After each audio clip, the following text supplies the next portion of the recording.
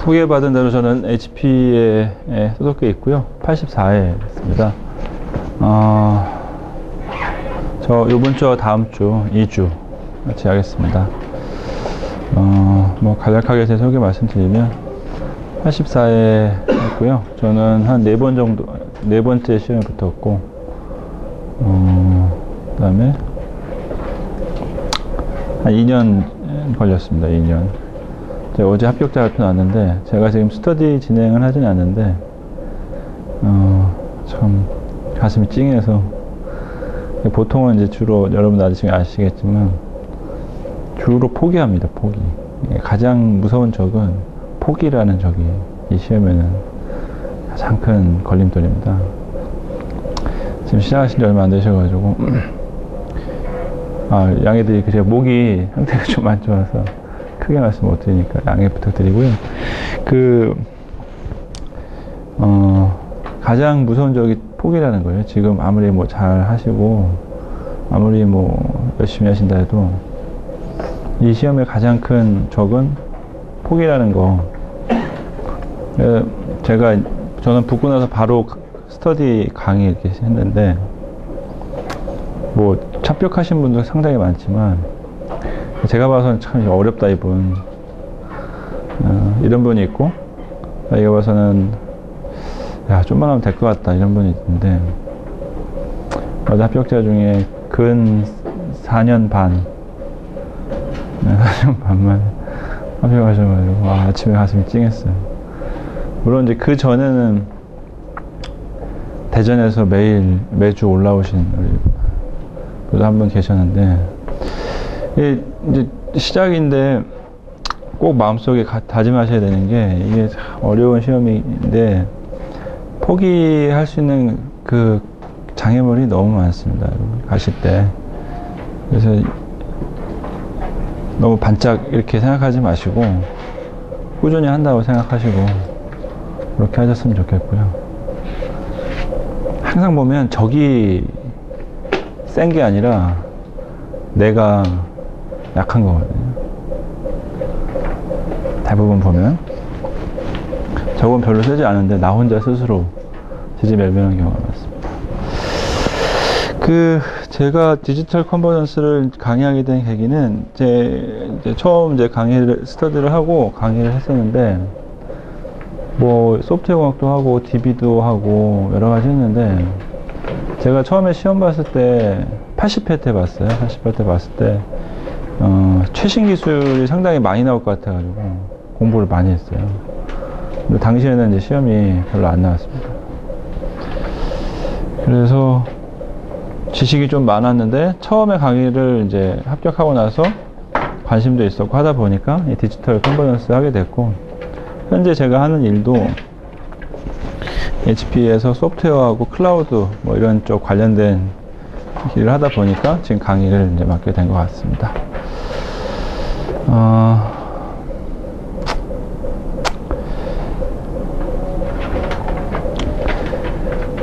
2주 동안 저하고 이제 이 공부도 공부고 중간중간 졸리세요.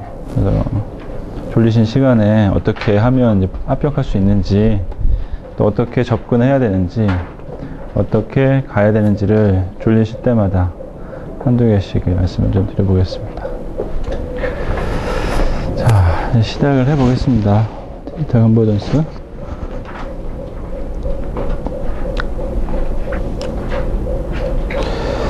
이제 어제까지 이제 발표난 시험을 보면은, 이제 뭐 이름이 전자계산기 이렇게 쭉 이름이 바뀌었지만, 그냥 우리는 통상 조직응용이라 합니다. 옛날 그냥 이름 4글자 비슷해서.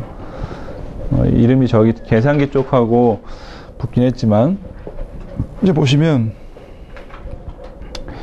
소프트웨어 공학이 일단 기본적으로 비슷하게 많고, 디지털 컨버전스도 비슷하게 많습니다. 그래서, 뭐 이거는 추일 뿐이고 어느 것 하나 빠질 수 없는 시험이 되겠고요. 기본적으로 요번에 정보관리 같은 경우는 이 보안이 상당수 나왔습니다. 컨버전스 플러스 보안. 그래서 보안을, 그러니까 무슨 얘기냐면, 한 과목이라도 소홀히 하면 떨어집니다, 이거는.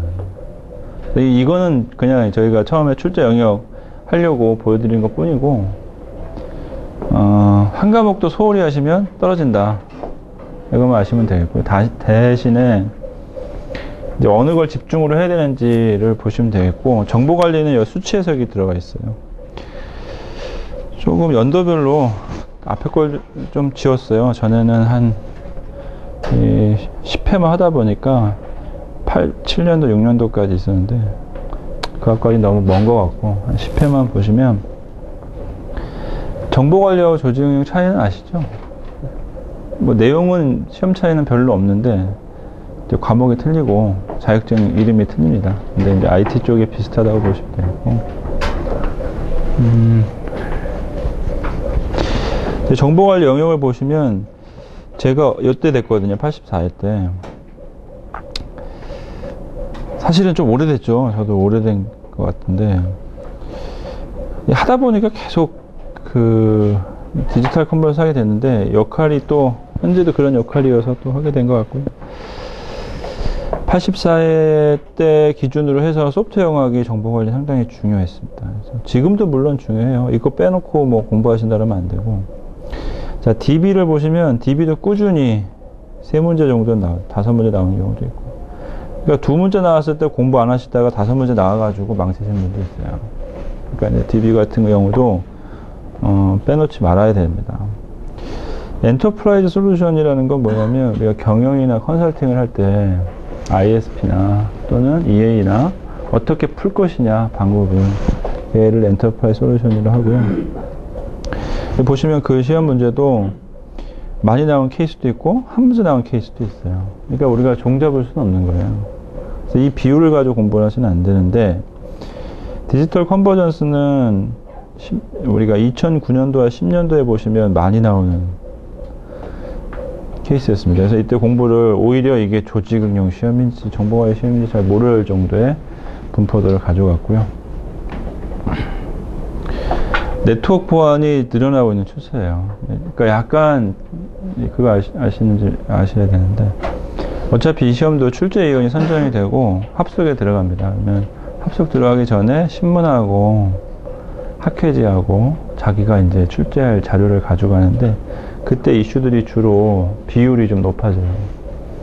물론 초기 공부하실 때는 그렇게까지 하실 필요 없고, 막판에는 학회지하고 똑같이 최신의 트렌드, 요즘에 관심사의 기사들을 좀 보셔야 되는 거예요. 특히 이런 보안 같은 거는 지난번에 반드시 했어야 되는 문제가 많습니다. 그래서 지난번에 보안을 몰랐다가는 반드시 붙을 수가 없는 시험이었고,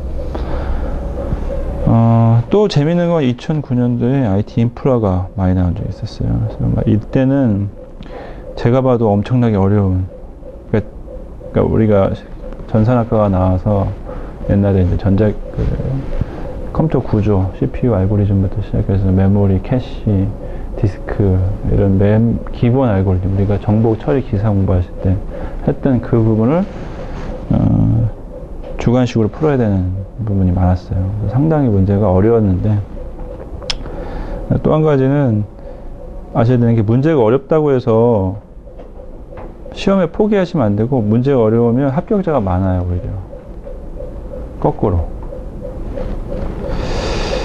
전산 알고리즘은 중간에 한 번씩 빕니다. 근데 어찌됐든 이게 저 같은 경우는 제가 이제 스터디를 한 지금 2년 가까이, 1년 반 정도, 2년 가까이 안 한 것 같아요. 지금 제가 배출한 게 92회까지,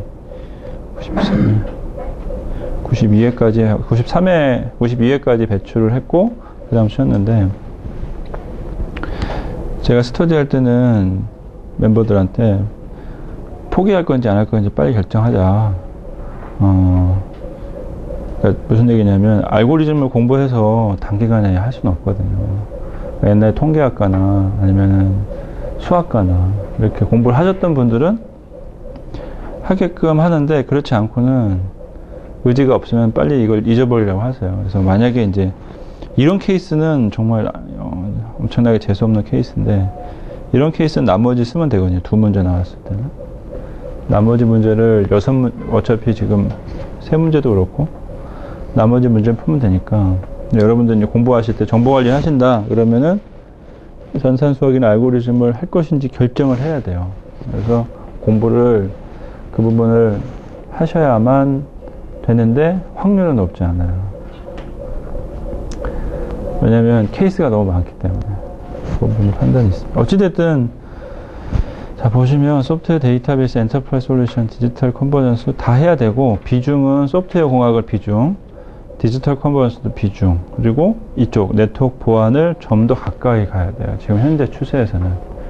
그러니까 제 말씀은 공부를 하나도 빠지면 안 되고 다 해야 되는 거고 그래서 전문 서적을 읽는다든지 본인이 더 깊숙이 실무적인 지식을 찾아간다든지 이런 것들을 소프트웨어 공학을 다 하는 건 아니고 테스트나 아키텍처 그 다음에 우리가 최근에 이슈가 되는 부분들이 많아요. 방법론에 대해서도 어자일 쪽이나 이런 쪽에 대해서 전문 서적이나 내용들을 보시고 더 깊숙이 공부를 하셔야 돼요.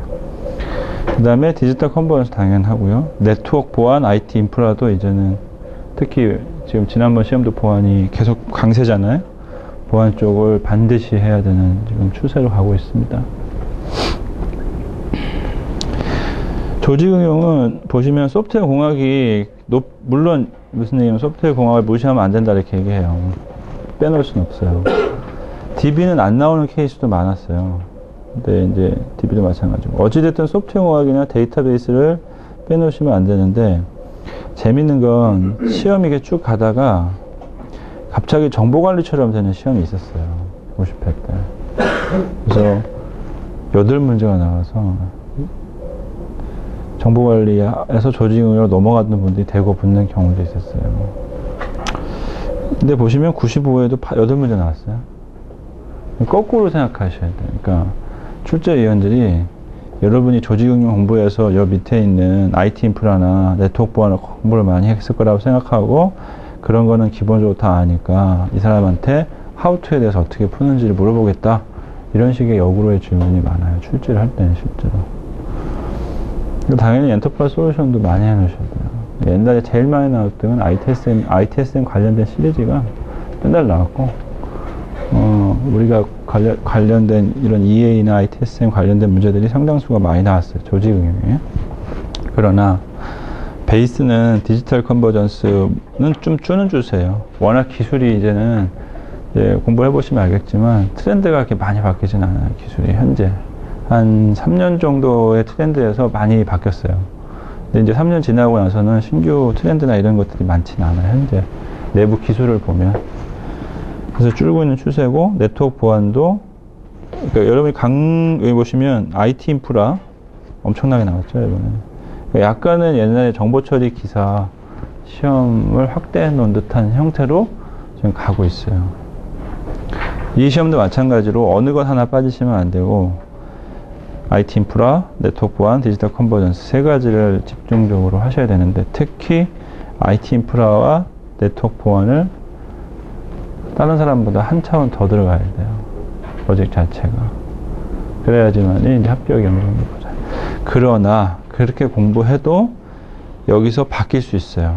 이것처럼 엔터프라이즈 솔루션이 8문제 나오시면 내가 이제 CPU나 메모리 알고리즘 다 준비했는데 갑자기 how to ISP에서 뭐 분석 방법론을 설명하라든지 이렇게 돼버리면 또 한 번 또 봐야 되는 케이스가 생겨요.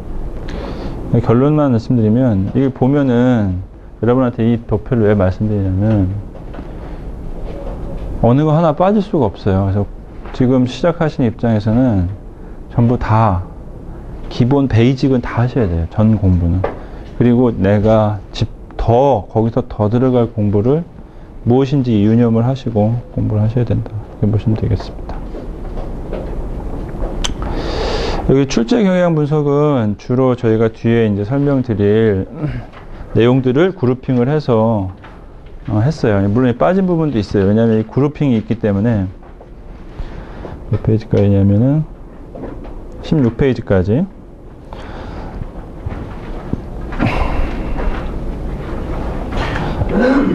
보시면 시멘틱 웹이 75회부터 시작해서 얼마 잠깐 내가 얼마 웃겼냐면은 제가 이제 계속 여기 디지털 컨버전스 하잖아요.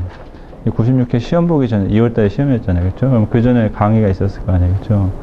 제가 거의 교재가 이 내용 가지고 했는데 제가 이 교재대로 나옵니다 라고 말씀드렸는데 다 이렇게 안 믿으시는 분도 있어요. 근데 대부분 출제 내용을 보면은 한 문제 빼고 다 나왔어요. 한 문제 빼고.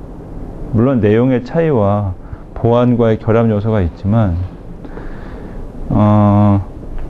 물론 이제 그런 경우가 있어요. 주로 시험이 정보 과학 해지에서 많이 나와요.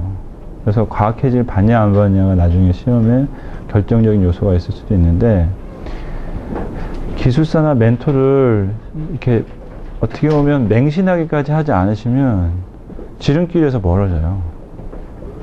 그래서 저는 이제 컬러 스터디 메인 멘토도 아니고 강사긴 하지만, 여러분 이제 컬러 스터디 하시는 메인 멘토 있으시잖아요. 거의 맹신에 가까울 정도로 따라가셔야 돼요. 저는 저희 멘토를 맹신하기 때문에 저는 저희 멘토를 따라서 해외로 나가려고 지금 작정하고 있습니다. 이 정도까지는 아니더라도. 아니, 농담이고요. 제가 잠깐 별의 말씀 드리면, 합격이 안 되시는 분, 제가 좀 어차피 이제 기술사 이쪽에서 뭐 할 저기도 없기 때문에 어떻게 들으실지 모르겠지만, 제가 한 20명 정도 배출은 했어요.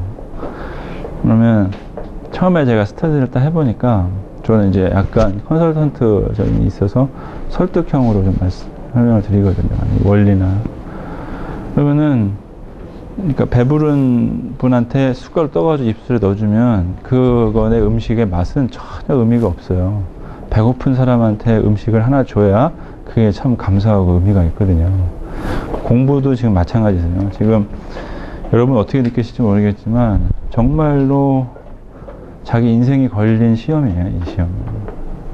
어디 자격증 하나 이렇게 따시는 게 아니라 경쟁이 워낙 치열하다 보니까 대부분 가족이 다 걸려 있어요. 가족의 희생이 지금 동반돼서 지금 오신 거잖아요, 그죠? 네, 그런 어렵고 중요한 일이기 때문에, 제가 처음 스터디 해보고, 이게 아니다라는 생각이 들었어요. 왜냐면 제가 아무리 설명을 잘 해드려도 그게 방법이 아니고, 또 우리 앞에 멘토 중에 잘하신 분들 보면은 그 멘토들이 잘 설명해 주거나 이러진 않아요. 네, 무슨 말이냐면 엄청난 푸시를 해드려요. 그러니까 지금 이제 시작이니까 우리 저희 컬러 스터디 멘토님 어떻게 하시는지 모르겠는데, 엄청나게 과제를 내고, 그 다음에 토요일날 이제 만나잖아요. 1대1로 눈 마주침을 해요. 했는지 안 했는지 체크를 다 하거든요. 저는 엑셀 툴 이렇게 만들어가지고, 주당 공부 시간, 주당 정의 훈련, 과제물, 그죠? 그 다음에 그날 와서 쓴 모의고사 4가지를 한 주에 해서 이게 쭉 해서 엑셀 정리를 해요. 그러면 하나씩 물어봐요. 왜 한 2주에 70시간 채우기로 했는데 왜 이거밖에 안 했냐? 그러면 제가 저보다 나이 많으신 분들 많거든요. 그분들한테 가만 안 둬. 그러니까 지금 공부를 하시는 거는 시작이지만, 여러분 인생도 걸려있고, 여러분 가족의 문제도 걸려있어요. 이 멘토라는 부분은, 그러니까 소위 푸시하고 갈군다는 거는 사랑하고 진심이 있기 때문에 그러거든요. 그렇게 해드려야 붙어요. 그러니까 잘 하지 못하는 멘토는 설명 위주로 하고, 그냥, 알아서 하십시오. 이렇게 하지만, 나중에 여러분 멘토 한번 해보세요. 그분 인생에 걸려있기 때문에, 제가 이렇게 몸서리 치듯이 막 이렇게 화가 나야 돼요. 그래서 뭐 어떤 이제 여자분들은 울기도 하고 많이 울어요. 네. 근데 이제 컬러 스터디나 강의할 땐 제가 그럴 필요는 없잖아요. 그러니까 제가 왜 말씀드리냐면, 공부를 그렇게 하셔야 돼요. 이게 적당히 해서, 그냥 억지로 해서, 이렇게 해서 붙는다면 뭐 누구나 붙을 수 있고 하겠죠. 또 문제는 뭐냐면, 다 누구나 한 번만의 기회가 있고 다음에 할 필요 없다, 이렇게 됐으면 좋겠어요. 그러나 한 번 떨어지시면 아깝게 떨어지시고 또 해야 돼요. 그러면 또 아깝게 떨어지시면 또 시험을 봐요. 그렇게 되면 세월이 한 1년, 2년 이렇게 흘러가요. 정말로 여러분 아니실 거라고 보지만, 그러니까 여러분이 컬러 스터디 이제 과제 내주셨잖아요. 어떻게 하시는지 모르겠는데 반드시 해야 돼. 그리고 반드시 그 지시에 따라 주셔야 돼요. 안 그러면은 같은 배를 탔다고 보기 어려운 거예요. 그래서 제가 2주 동안 제가 여기 컬러 스터디 멘토는 아니지만 여러분한테 나름대로 제 원리와 제 설명과 이 디지털 컨버전스의 지식의 폭을 넓혀 드릴 거예요.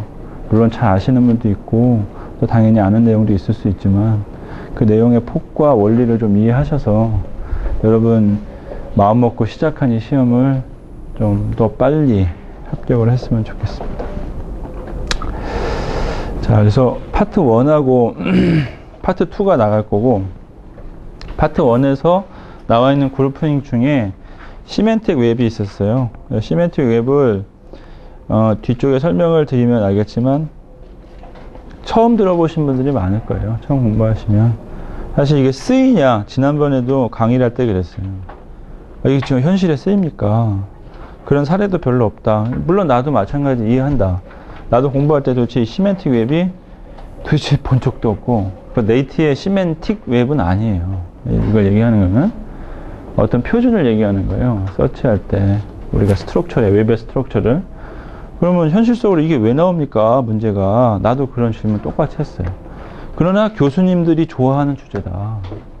현실에는 전혀 상관이 없지만 미래에 나올 수 있는 교수님들이 좋아할 만한 주제다.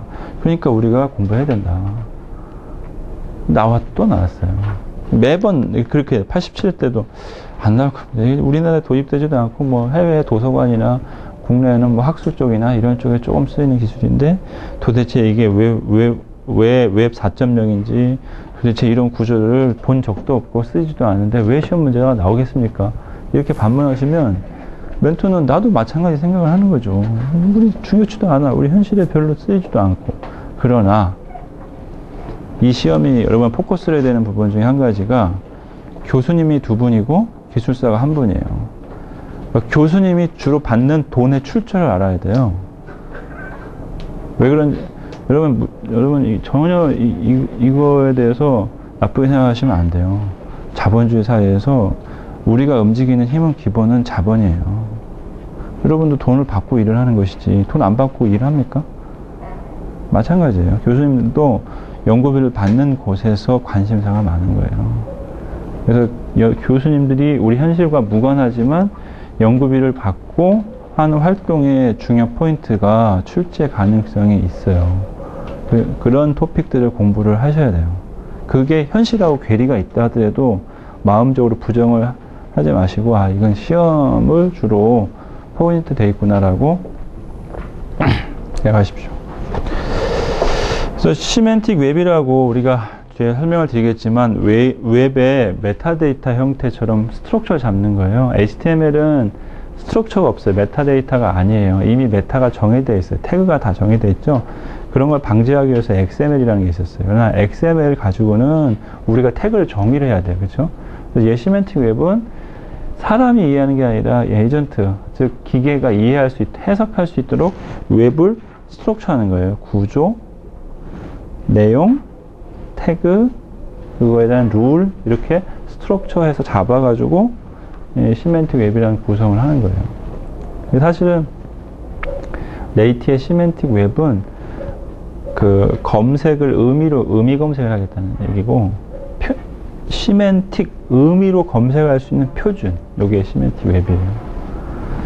그다음 웹 2.0은 제가 이제 소셜로 바꾸려다가 그냥 웹 2.0으로 냅뒀어요. 근데 지금은 소셜로 넘어가고 있는 거예요. 그래서 이제 웹이 2.0에 나올 때부터 주구장창 문제가 많이 나왔고, 보시면 이제 이쪽으로 가다가 UCC, SNS 매시업, 소셜 네트워크 분석 이런 형태로 요번에 96회에도 정보 관리가 나왔죠. 그러나 이제 앞에 웹 2.0을 왜 공부하냐? 그렇게 또 따지면 또 시키면 이렇게 우리가 스터디 할 때는 그냥 하자 이렇게 말씀드리지만 앞에 원리를 알아야 뒤에가 이해가 돼요. 에지이즈에 대한 기술만 이해하시면은 시험이 에지이즈와 과거를 가지고 믹스해서 나오는 경우도 있고 우리가 흘러봤을 때 지식이 과거 건데 출제가 되는 경우가 있어요. 다시 말씀드리면 교수님이 트렌드가 우리만큼 앞서가 있지 않아요. 그러니까 이렇게 쭉 들어가야 돼요.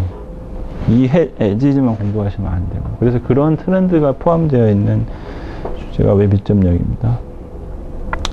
그 다음에 큰 묶음 중에 하나가 이제 유비쿼터스예요. 유비쿼터스는 이제 시작은 74회 보면 RFID, 시험 문제는 앞에 10회가 아니라 좀 더 많이 늘렸어요. 그래서 보시고 옛날 선배들이 웃긴 거 뭐냐면 74회 정도면 벌써 몇 년 전이죠? 이게 83회가 4년 전이잖아요. 거의 한 8년 전이잖아요. 8년 전에도 여러분이 보시는 내용의 내용들하고 비슷한 문제가 나왔다는 거입니다. 그래서 RFID부터 시작을 했어요. 옛날에는 헷갈린 게 뭐냐면 심리스, 퍼베이시브, 유비쿼터스 세 단어가 같은 말이었거든요. 스며드는, 뭐 침투하는, 부지불식간에 이 세 단어가 같은 단어인데 얘기한 사람이 틀렸어요. 이 말한 사람이. 그래서 그걸 가지고 심리스 컴퓨팅이 결국 유비쿼터스 컴퓨팅인데 이렇게 낸 적도 있고. 유비쿼터스는 마크 와이저가 얘기했고요. 여기는 RFID로 가다 보니까 LBS나 이런 쪽의 시험 문제들, 그러니까 위치 기반이라는 쪽으로 가게 됐어요. 또 재밌는 건 EPC라는 거는 우리가 기본적으로 전화번호나, EPC라는 것은 제품에 대해서 RFID 태그를 할 때 RFID 태그한 거에 뒷단의 코드, 그러니까 이 상품 코드 있잖아요. RFID의 상품 코드를 이해를 하고 상품 코드를 인식하려는 아키텍처가 필요해요. 얘를 RFID는 리더기와 태그와 리더기 두 개만 있으면 읽히는 건데, 자, 읽히면 뭐 하겠어요? 이게 3, 4, 5, 6인지 10의 8인지 아니면 가나다라는지 전혀 의미가 없잖아요. 그렇죠? 그래서 얘의 EPC 코드, 얘의 분류 코드, 우리가 바코드처럼 이 코드의 표준 분류 체계가 있지. 앞에가 몇 자리가 상품이고 몇 자리가 나라고 몇 자리가 분류 코드인지를 알아야 얘를 인식할 수 있잖아요. 이 코드 체계 한 가지. 두 번째는 얘를 당겨다가 뒤쪽에서 상품을 조회할 수 있도록 하는 아키텍처. 이걸 EPC 미드웨어라고 그래요. EPC 코드하고 EPC 미드웨어 네트워크를 포함해요. 여기에는 ONS처럼 뒤에 설명을 드립니다. 그 프로덕트를 찾을 수 있는 도메인처럼의 서비스하고 얘를 중간에 데이터를 보정하고 교정하는 시스템, 이런 체계가 EPC 코드하고 EPC 네트워크라고 해요. 미드레어 또는 네트워크 두 가지를 이 EPC를 만든 회사에서, 미국 쪽 협회에서 제안을 해서 표준화했어요. 내가 왜 이 말씀 드리냐면 78회 나왔죠? 이게 언제 또 나왔을 것 같아요? 뒤에 보시면 어디 갔냐? 95회 나왔어요. 왜 말씀을 드린지 알겠죠?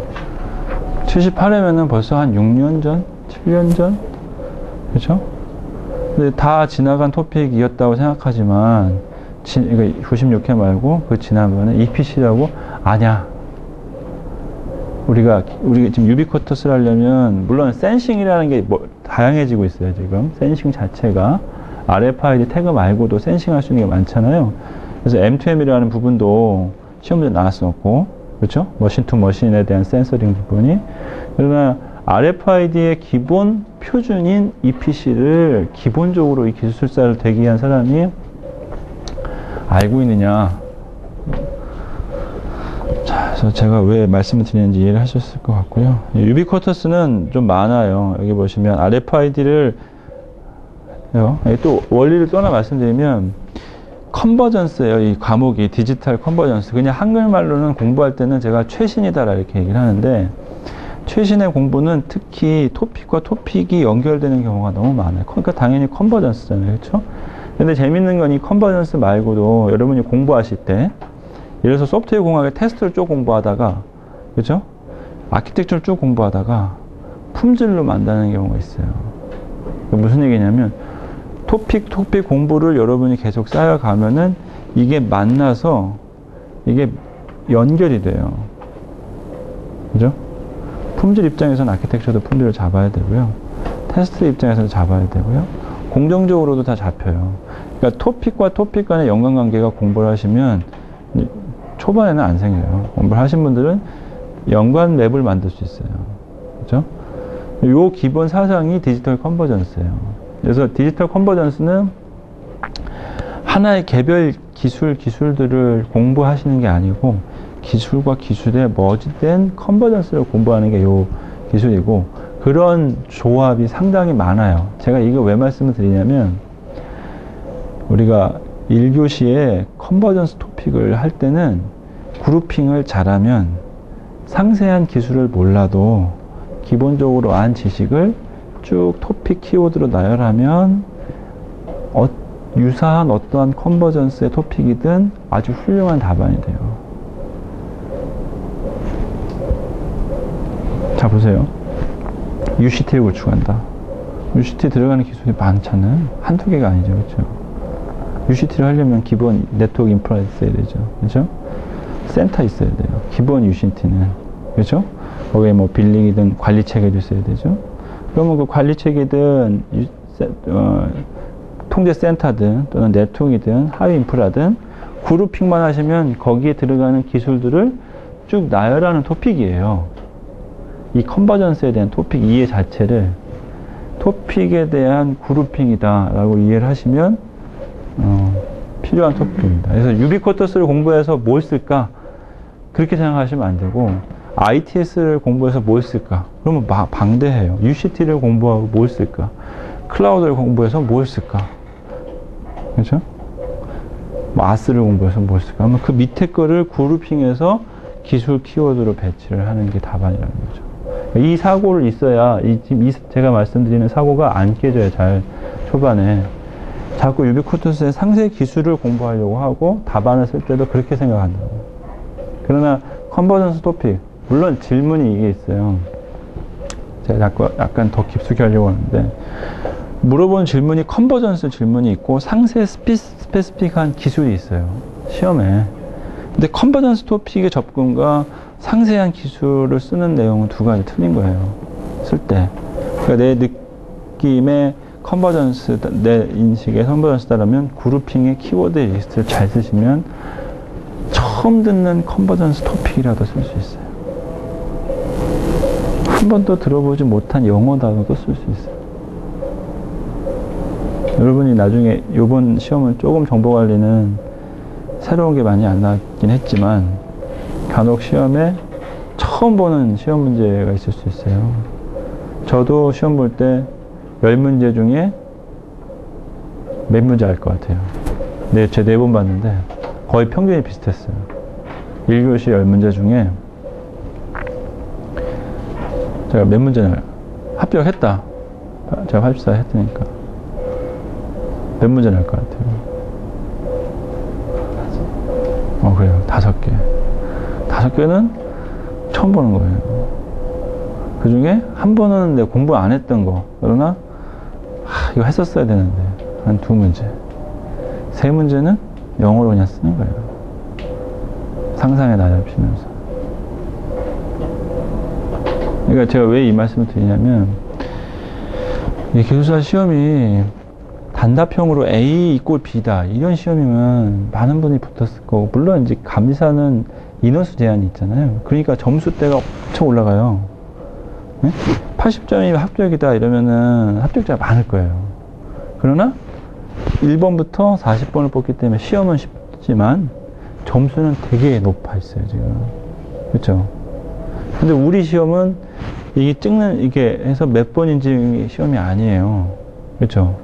그러다 보니까 토픽에 대해서 다 알 수 있다? 절대 그럴 수가 없어요.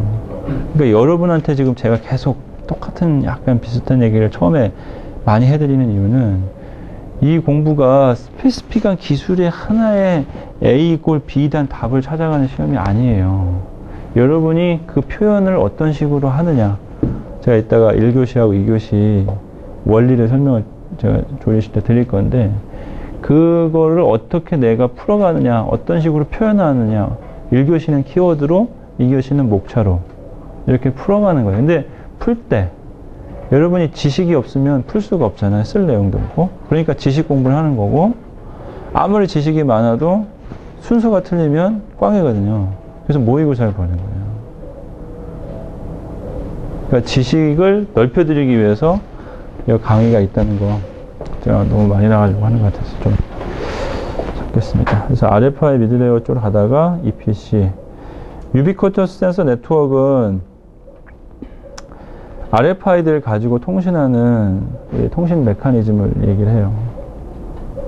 홈 네트워크랑 USN이랑 같은 거라고 보면 되나요? 아니요. 홈 네트워크는 집안에서 어떤 기기들 간에 통신을 하기 위해서 중간 게이트웨이가 있어요. 게이트웨이를 가지고 가정용 전자기기들을 제어하거나 모니터링을 제어할 수 있도록 홈에서 무선 또는 유선, 무선이라고 하시면 팬, 랜, 웬까지는 안 가는데 무선 팬과 무선 랜을 바탕으로 해서 기기들 간에 IP를 제공을 하고 그 기기들을 제어할 수 있는 중간 게이트웨이가 있는 걸 홈 네트워크라고 해요. USN은 우리가 RFID 칩에서 인식을 해서 그 RFID 칩을 가지고 이 사물에 대한 이동성, 그리고 사물의 위치 인식, 그 다음에 사물 간의 통신을 센서링 할 수 있도록 만든 걸 유비쿼터스 센서 네트워크라고 하고, 사실 RFID만 가지고 할 필요는 없는데 당시 정통부에서 USN이라는 이름을 주로 썼고, 거기서 그 당시 기술이 대부분 센서링은 RFID였어요. 그러니까 쉽게 당시 RFID면 유비쿼터스로 들어가는 거고, 지금은 바뀌어서 여러 가지 할 수 있잖아요. 센서링 자체를. 그래서 USN에도 RFID 말고도 센서링 할 수 있는 여러 가지를 다 포함해서 얘기를 하고 있어요, 현재는. 홈 네트워크 쪽 그 기술들이 들어가 있다는 얘기예요? 홈 네트워크는 센서링을 기본으로 하는 게 아니에요. 기계. 여기 선생님이 쓰시는 이제 뭐 쉽게 얘기하면 밥솥이나 냉장고나 TV나 기계들. 그 다음에 인터넷 TV. 그 다음에 PC. 하나의 집에까지 들어가는 유선망이 있을 거잖아요. 그렇죠? 여기서 게이트웨이가 있고, 이 안쪽에서는 기계, 통신 기기들을 묶어줄 수 있는 유선, 무선. 그렇죠? 여기까지를 홈 네트워크라고 해요. 집에서 만약에 와이파이 쓴다. 이거 홈 네트워크 아니에요. 집에서 3G로 테더링 한다. 이거 저희 홈 네트워크 아니에요. 홈 네트워크는 중간에 홈 게이트웨이가 있어요. 그래야지 밥솥을 제어하든. 뭐 이건 개념이에요. 그래서 LG 거 사셨는데 LG에서 그게 기기가 뭐 냉장고에서 기계 모듈 들어있다. 네트워크선 꼽혀있다. 이거를 홈 네트워크로 보냐 안 보냐, 이건 누구든 뭐 평가할 수는 없는 거고, 일반 개념은 홈 네트워크는 중간 게이트웨이가 있고, 홈 안단에 이 게이트웨이에서 제어할 수 있도록 통신망이 구축된 거를 홈 네트워크라 해요. 대신에 당연히 기계마다 IP가 부여해야 돼요. 그렇죠? IP가 유동이면은 제어가 안 되잖아요. 그렇죠?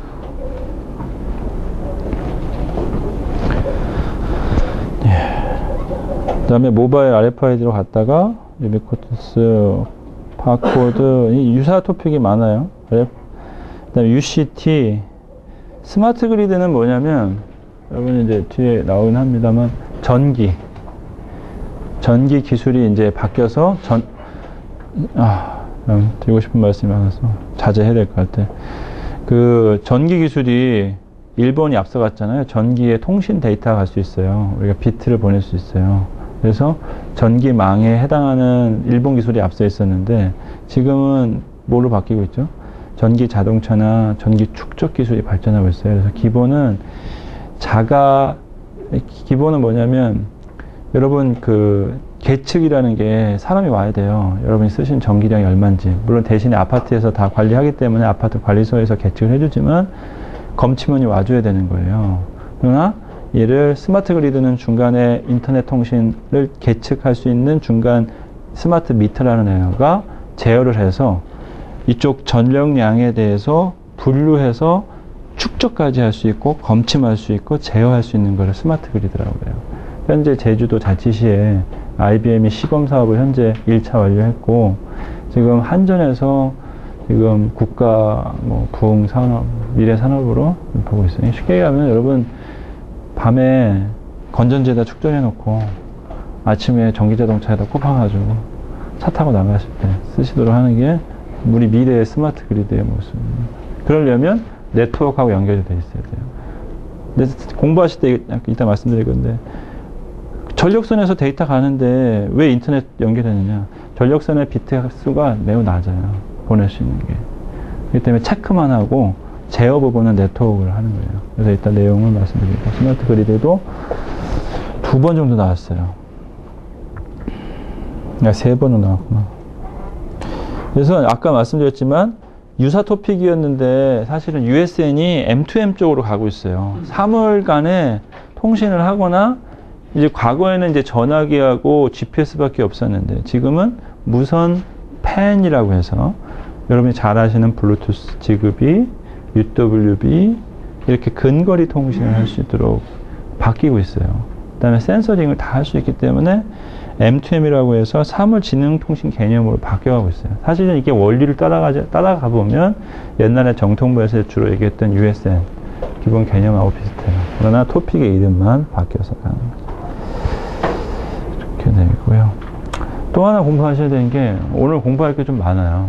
소아라는 토픽이 있어요. 사실 또 소아 토픽이 현실적으로 누가 소아를 해봤냐 이렇게 따지면은 또 뻔할 뻔짜예요. 우리도 뭐 본 적도 없고 해본 적도 없고 뭐 했다고 하는데, 그러나 이게 또한 왜 나오느냐? 교수님들이 차세대 할 때 자문이었어요. 자문위원이에요. 다 차세대 자문이에요. 저도 차세대 참여해봤지만 차세대 그 PMO 회의하면 교수님이 항상 오세요. 자문위원으로. 그래서 쓸데없는 말만 잔다하시고 가시죠. 물론 그 중에 좋은 교수님도 있고 안 좋은 교수님인데 은행에 돈을 받거든요. 특히 차세대 같은 거 할 때 그때 소아 아키텍처에 대해서 왈가왈부를 엄청 많이 하세요. 서비스로 도출을 했느냐, 이게 어떻게 어떤 소아 아키텍처 맞느냐, 프로세스 베이스로 재사용할 수 있게 했느냐, 상세 기술은 모르시고. 그래서 소아 문제가 나와요. 그래서 93회까지 나왔는데 앞으로도 나올 수 있어요. 소아는. 또 한 가지 이제 컨버전스 중에 또 중요한 토픽이 클라우드예요. 뭐 클라우드 요즘에 모르는 사람이 없을 만큼 됐죠. 그래서 제가 여기서 강의했을 때도 클라우드 이제 내용을 넣어가지고 할 때도 분명히 퍼블릭하고 프라이빗 이해가 있으셔야 됩니다. 딱 시험에 나왔어요. 퍼블릭하고 프라이빗에 대해서 이렇게 보시면 클라우드 컴퓨팅에서 프라이빗 클라우드와 퍼블릭 클라우드를 비교 설명하시오. 제가 낸 것도 아닌데 비슷하겠죠. 왜냐하면 주로 하는 얘기가 개념이거든요. 나중에 클라우드 개념을 이해하시면 알겠지만 프라이빗과 퍼블릭 대상을 틀리게 봐야 돼요. 자꾸 세일즈포스닷컴이나 아마존이나 EC2 같은 뭐 타임즈가 뭐 데이터를 마이그레이션 하는데 EC2의 스토리지를 사용해서 뭐 얼마를 절감했다. 그게 만약에 하나하나 아니면 뭐가 있을까요? 내부 고객을 하는 대부분 IT 하시는 분들이 내부 고객용이잖아요. 대사업 안 하잖아요. 그렇죠? KT처럼 유클라우드 하실 거예요? 그런 데서는 절대로 퍼블릭을 생각할 필요가 없어요. 물론 이제 뒤에 확장이 되면 퍼블릭을 이용을 하고 프라이빗 클라우드를 같이 머지해서 우리가 하이브리드라고 해요. 프라이빗과 퍼블릭을 사내 포탈에 만들어 놔야 된다는 게 지금 미국의 추세인데, 이제 그 개념의 스트럭처를 이해하시면 쓰기 좋았던 겁니다. 너무 웃겼던 건 제가 멀티 테넌시가 중요하다고 지난번 강의를 계속 했거든요. 멀티 테넌시가 클라우드 때는 반드시 중요한 거다. 근데 멀티 테넌시가 나온 게 아니라 멀티 테넌시의 보안에 대해 설명을 안 했어요. 그러니까 보안 아키텍처와 멀티 테넌시가 붙어가지고 시험에 나온 케이스. 뭐 당연히 가상화 이런 것도 많이 나옵니다. 그래서 여러분이 이제 공부를 하시면 나중에 지금 할 필요는 없습니다. 원래는 옛날에 공부를 어떻게 했냐. 지금 이 앞에 이렇게 기출문제 분석을 했어요. 이 학원이 없었을 때. 소위. 뭐 K학원이든 I학원, 여기 인포레버든 어떤 학원이든 이렇게 기술사가 정리해서 어느 정도 코치를 해드리기 전까지는 초반에는 옛날 선배님들은 기출문제 분석을 했어요. 이렇게 시험이 거의 80%가 기출문제 베이스에서 나와요. 보시면 똑같죠. 이 흐름대로 쭉 가는 거예요. 이렇게 약간씩 변화하면서. 왜 그러냐면 기출에서 80%밖에 나올 수밖에 없는 거는 기출문제를 보고 가요. 가지고 갈 때도. 전년도 한 3회본 정도를 출제위원들이. 그리고 신문기사를 비교해 가면서 이런 문제를 내야 되겠다라고 이렇게 머지하기 때문에 기출의 베이스에서 트렌드와 유사한 토픽이 나오는 거예요. 그래서 그 기출을 분석을 해서 나중에 기출 분석에 대해 또 하나 뭐냐면 내가 공부를 많이 하시면 토픽에 그룹핑이 생겨요. 그러니까 제가 그룹을 한 거지만 공부를 하시면 여러 번 그룹이 생겨요. 아, 이 토픽은 여기 속할 수, 왜냐면 정확히 나름이니까. 그래서 나중에 나의 그룹을 만드셔야 돼요. 그룹핑 작업. 기출 문제 분석하고 그룹핑하고가 지금 상태에서는 당장 필요 없고요. 여러분이 이제 마무리하는 시점이나 아니면 이럴 때는 그룹핑이 이 토픽 맵이라고 그래요. 나의 지식의 토픽 맵을 이렇게 분류를 해놔야 됩니다.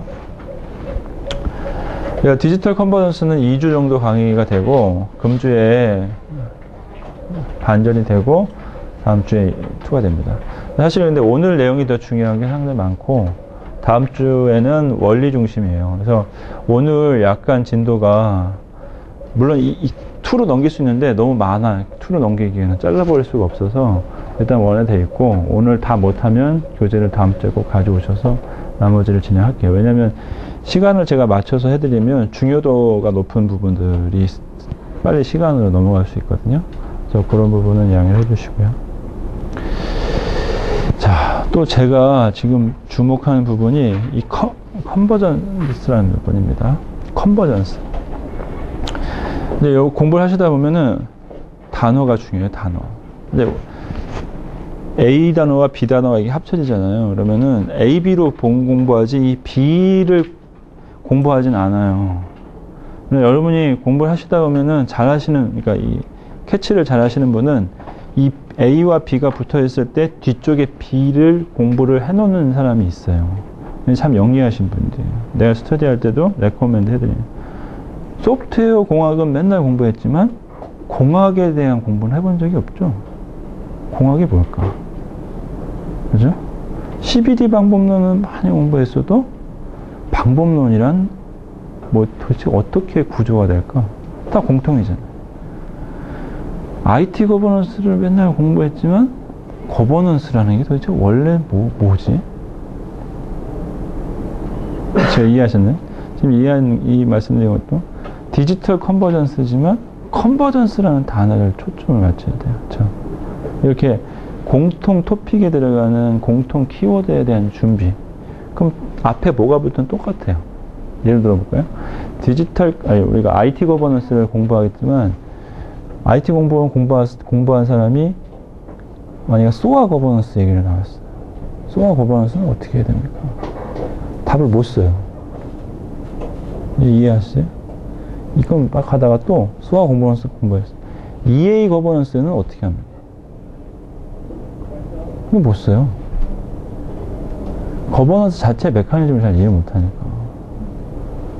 그러니까 여러분이 좀 이게 멘토가 레코멘드 하는 거고, 자, 거버넌스라는 기본 구조가 무엇인지, 방법론이라는 거는 기본 내용이 무엇인지, 공학이라는 구조는 무엇인지, 이거 있으면 앞에 뭘 붙여도 되는 거죠. 그것처럼 지금 중요한 단어 중에 새롭게 뜬 게 컨버전스예요. 컨버전스. 근데 앞에가 디지털로 붙었죠. 특히 이 컨버전스는 제가 나올 것 같다고 계속 아직 안 나왔는데 한 지금 3회 전부터 지금 우리 컨버전스가 왜 화두가 되냐면 스티브 잡스가 원천 기술이 있습니까? 전혀 없어요. 스티브 잡스 원천 기술이. 융합 기술에 대한 상표 등록권과 특허 기술이 있는 거예요. 융합 기술. 이 컨버전스 기술.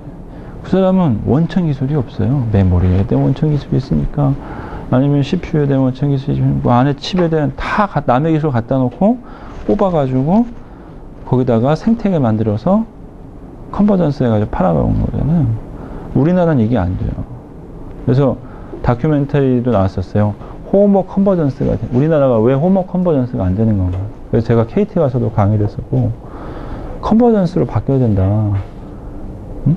우리나라가 이공대가 못 사는 이유도 있겠지만 컨버전스로 바뀌어야 된다. 이게 무슨 얘기냐면 컨버전스를 공부하자는 얘기가 아니라 컨버전스라는 토픽 자체가 교수님들이나 출제위원이 관심을 분명히 가질 거예요. 제가 봤을 때. 제가 출제위원이면 낼 거냐, 컨버전스를.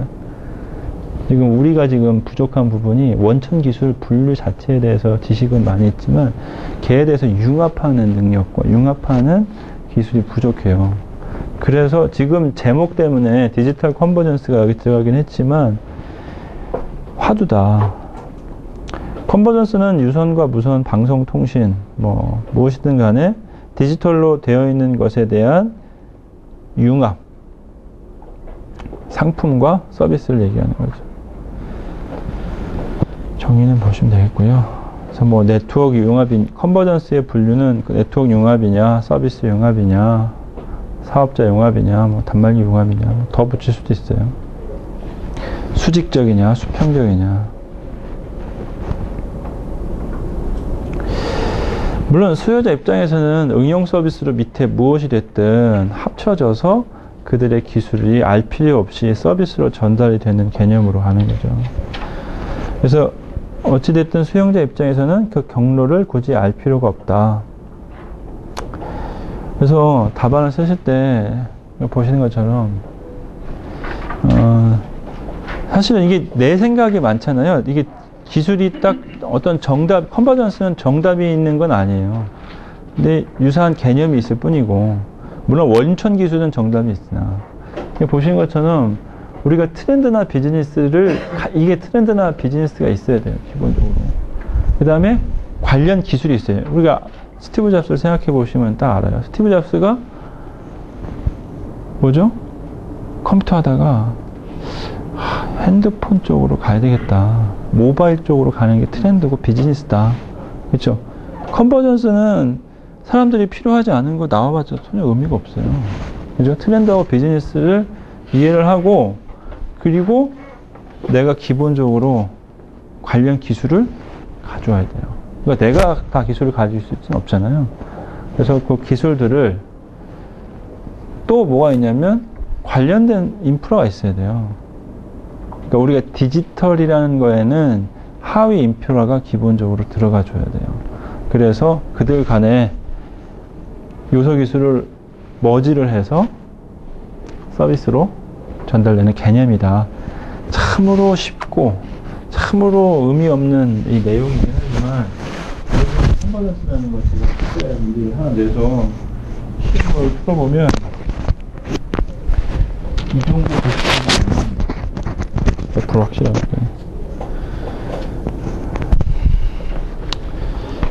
그래서 컨버전스가 나는 서브노트의 컨버전스를 무슨 컨버전스든 간에 내가 비즈니스와 트렌드가 있고 관련된 기술을 가지고 기본 인프라스트럭처에다가 어떤 서비스의 구성력을 넣어서 서비스를 전달한다. 밑에다 설명을 달아서 시작을 하는 거예요. 답안 시작을 풀어나가는 거죠. 그러면 이 그림을 여러분이 딱 그리고 나서 하나만 끝나는 게 아니라 이 그림의 구성 요소에 대해 설명을 또 해줘야 돼요. 응? 친절한 금자씨처럼 답안은 회장님 보고서와 똑같아요. 특히 나중에 말씀드리겠지만 답안이 친절한 금자씨가 안 되면 감점이 막 되는 거예요. 회장님한테 보고할 때 당연히 알고 있지만 다 써드리죠. 혹시나 모를까. 답안은 이런 친절한 금자씨가 안 되면 감점이 후투투투 떨어집니다. 아시겠죠? 어찌됐든 디지털 컨버전스든 이 앞에 여기 디지털에는 물론 디지털이 안 붙었을 때는 이게 무엇이 되냐, 우리가 네트워킹을 하지만 어찌됐든 요 인프라스트럭처와 기술과 비즈니스 트렌드와 그걸 묶는 요소 기술을 묶어서 서비스를 한다는 개념은 어느 컨버전스에 넣어도 동일해요. 그러니까 여러분이 딱 저 그림 하나만 인식하고 있으면 컨버전스 토픽이 나오면 풀어나갈 수 있는 베이스를 갖고 있어야 돼요. 이렇게 설명 안 드리면 여러분이 스쳐 지나가 버리는 경우가 많거든요. 그래서 이제 사례로 RFID 사례를 보면 뭐 유통이나 물류, 국방에서 여긴 당연히 기술이 있어야 돼요. 우리가 스티브 잡스가 CPU 지금 현재처럼 고성능의 칩이 없었으면 어떻게 됐겠습니까? 아이폰 자체가 안 나왔겠죠. 이거 마찬가지로 RFID도 수동용이나 능동용 태그와 고정용 휴대처럼 돼 있고 밑에 펜이든 랜이든 이런 인프라스트럭처가 있어서 그걸 통합하고 필터링해서 이벤트 처리해서 우리가 PDA나 웹 서비스처럼 웹의 모바일처럼 사용할 수 있게끔 RFID 사례가 나왔습니다. 이해하시죠? 컨버전스가 토픽이 나왔다. 지금 묶는 거예요. 나중에 시험을 보시면 묶어요. 시험 문제 출제위원이 어떤 우리가 컨버전스가 제가 출제위원이라고 하면 요즘에 컨버전스의 어떤 트렌드가 유세해 있는데 예를 들어서 뭐로 해볼까요? M2M에 대해서 사무진행통신이 지금 발전하고 있다. M2M을 가지고 발생할 수 있는 컨버전스에 대한 서비스를 사례로 서술하시오. 그러면은 이제 많은 사람들이 고민을 하겠죠.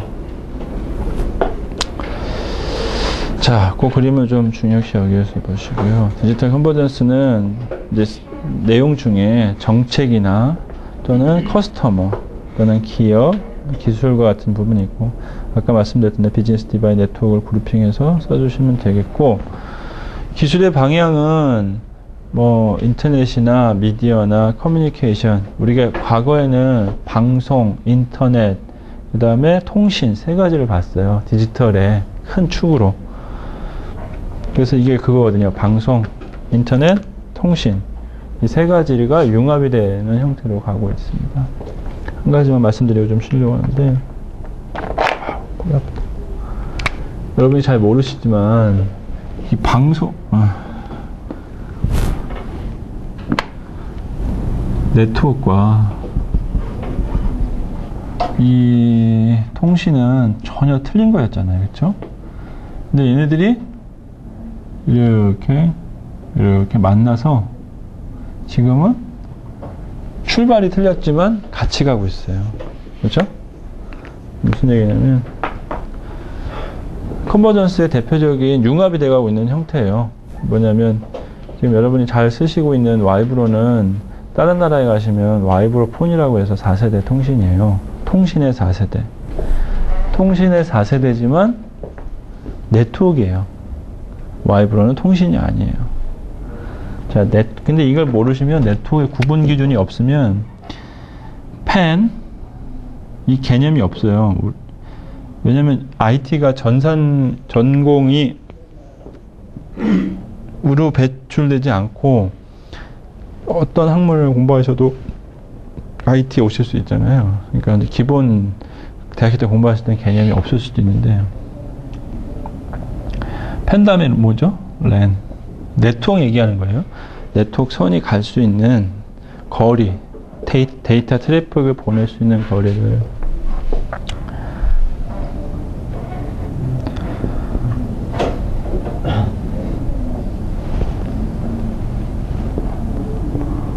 웬 이렇게 되죠. 펜, 랜, 맨, 웬. 여러분이 주로 그냥 네트워크 쓰는 거 랜선 깐다고 할 때 이 랜이에요, 이게. 그죠? 여기다가 뭐를 붙이면 상황이 바뀌냐면 W를 붙이면 상황이 바뀌어요. 와이어리스. 무선으로 가게 돼요. 응? 무선으로 가게 되면 상황이 바뀌어요. 네트워크 공부할 때 이렇게 공부를 해야 되는 거예요. 거리, 원래 네트워크라는 거는 거리의 트래픽으로 그 선에서 보장해주는 거리를 얘기를 하는 거예요. 그래서 무선 펜으로 가게 되면 뭐 펜이니까 근거리니까 유선은 큰 의미가 없었어요. 그러나 무선으로 가게 되면 이거부터 얘기합시다. WLAN이 뭐죠? 여러분 쓰시는 와이파이가 무선 랜이고요. WMAN이 Y브로예요. 한국 이름이고 원래 표준명은 YMAX예요.